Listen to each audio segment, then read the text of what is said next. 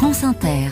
On passe à l'histoire du monde. Anthony Bélanger, votre histoire du monde, c'est une histoire de foot ce matin. Je vous vois venir, c'est vrai que je n'y connais rien en foot, mais cette histoire-là est éminemment géopolitique, je vous le promets. Tout commence, il y a une semaine, par le geste du milieu de terrain congolais, Héritier Luvumbu, alors qu'il venait de marquer un but.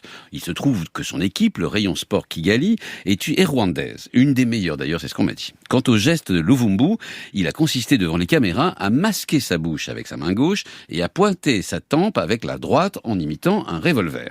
Ceux qui ont suivi la Coupe africaine des Nations, la CAN, connaissent ce geste. Lors de la demi-finale du 7 février, opposant la RDC à la Côte d'Ivoire, les joueurs congolais ont fait le même au moment des hymnes nationaux.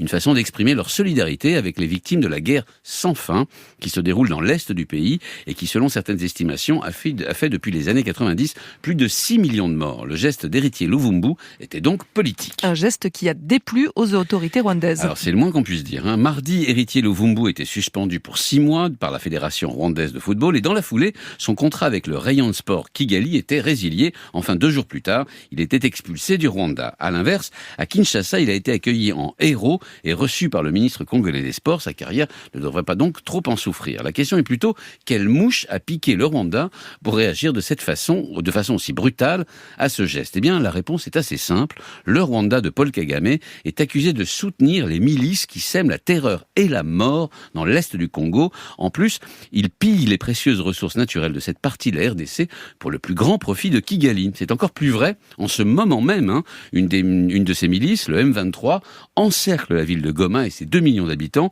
coupant les routes d'accès et l'approvisionnement.